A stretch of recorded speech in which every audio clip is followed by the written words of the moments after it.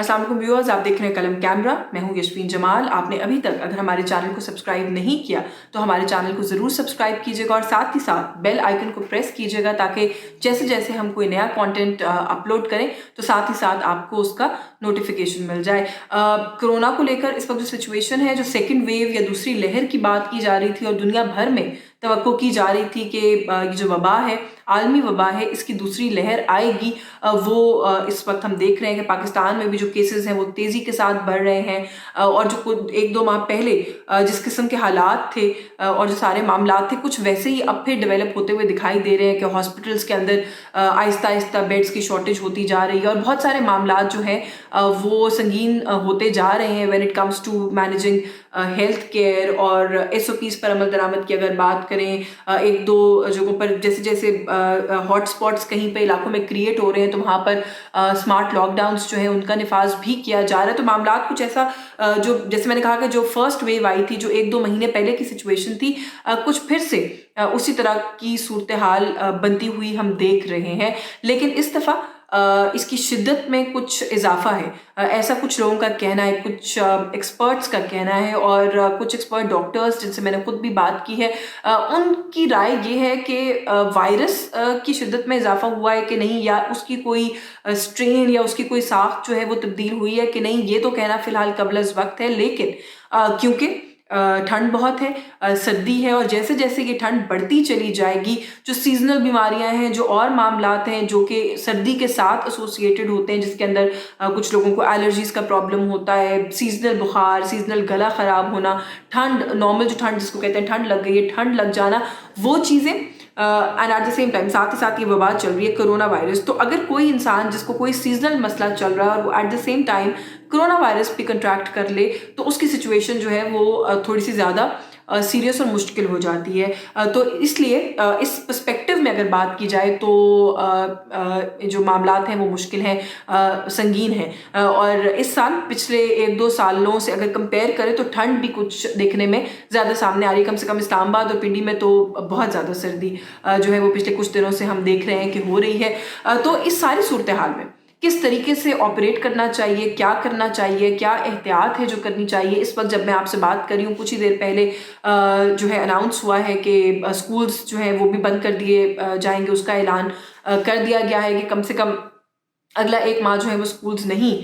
खुले रखे जा सकते, क्योंकि बच्चों के लिए भी ये डिबेट रही कि बच्चे जो है वो कैरियर्स नहीं हैं, स्कूल्स जो है वो उस तरह से हॉटस्पॉट्स अभी तक नहीं बने। लेकिन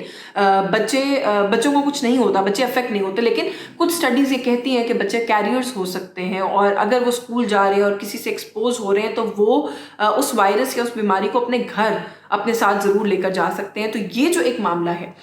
ये थोड़ा सा गौर तलब था। और फिर उसके बाद जाहिर है स्कूल के अंदर बच्चे ज़रूर हैं, स्टूडेंट्स हैं जो पढ़ने जाते हैं, लेकिन स्टाफ होता है एक बहुत बड़े लेवल के ऊपर, टीचिंग स्टाफ है, जो स्कूल मेंटेनेंस का स्टाफ है। तो ये सारे मामलात जो हैं ये सीरियसनेस इख्तियार करते जा रहे थे और लोग जो बच्चे भेज भी रहे थे स्कूल वो बहुत एक खौफ के अंदर और एक परेशानी के अंदर जो है वो हमने देखा कि मुब्तला रहे। पिछला जो कुछ अरसा स्कूल्स खुले, बीच में जब डिप आया तो जाहिर है हर किसी को तसल्ली हुई,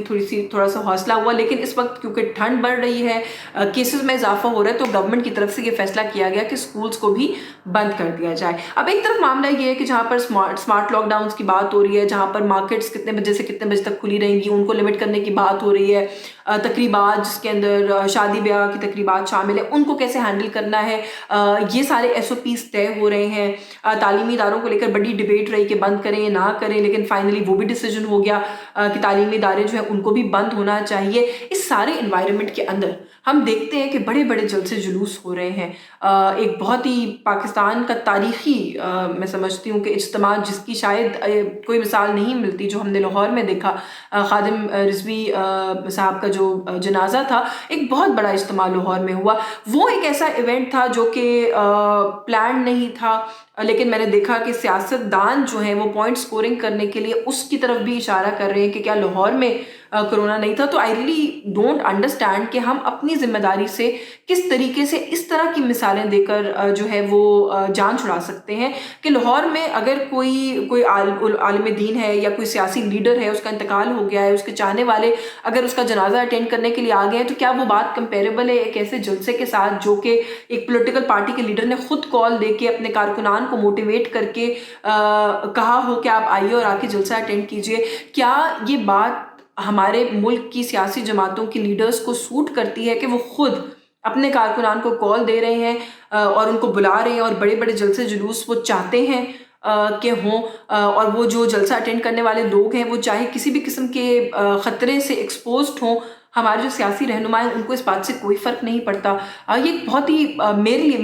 मैं जो है इस बात को ऑनेस्टली नहीं समझ पा रही हूँ कि क्योंकि आप समझते हैं कि आप स्टेज पर महफूज हैं, आप समझते हैं कि स्टेज के ऊपर मे बी आपने, हालांकि नहीं होता वैसे, लेकिन कोई डिस्टेंस मेंटेन कर लिया, आपने मास्क पहना है, आप सेफ हैं, तो आपको इस बात से कोई फ़र्क नहीं पड़ता कि जो लोग आपको सुनने के लिए आए हैं आपने उनको एक्सपोज किया है। क्या कोई ऐसा इवेंट और मौका नहीं होता जिसको सोचना चाहिए और जिसको अपनी सियासत से और अपने पर्सनल गेन से ऊपर रखकर बालातर होकर अपने पॉलिटिकल और पर्सनल गेन से सोचना चाहिए कि अगर मेरा ये अमल इतने सारे लोगों को अफेक्ट कर रहा है तो क्या मैंने इस दुनिया को तो छोड़ दें, क्या किसी अदालत में, अगली अदालत में भी इस बात की जवाबदेही मुझसे नहीं हो सकती? मैं ऑनेस्टली इस बात को अंडरस्टैंड नहीं कर पा रही हूँ। और पाकिस्तान तहरीक इंसाफ के कुछ लोग यूजुअली जब इस तरह की स्टेटमेंट्स आती हैं तो मैं हमेशा कहती हूँ कि इस तरह के मामला पर पॉलिटिकल पॉइंट स्कोरिंग ना करें, लेकिन कल जब कुछ लोगों ने इस चीज़ की तरफ पॉइंट आउट किया कि बख्तावर भुट्टो जरदारी साहिबा उनकी मंगनी हो रही है,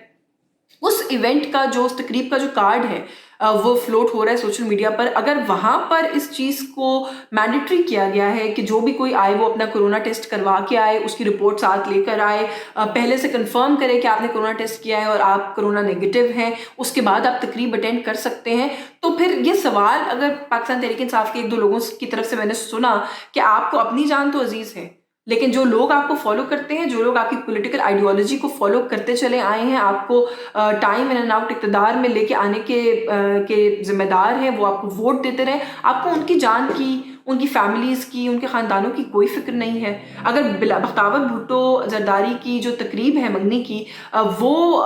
क्वालिफाई करती है इस चीज़ के लिए कि वहाँ पर मेक श्योर किया जाए कि ये जो वबा है ये उसको अफेक्ट ना करे, तो फिर जलसे जुलूस जो है वो किस तरीके से आप नहीं समझते कि वहाँ पर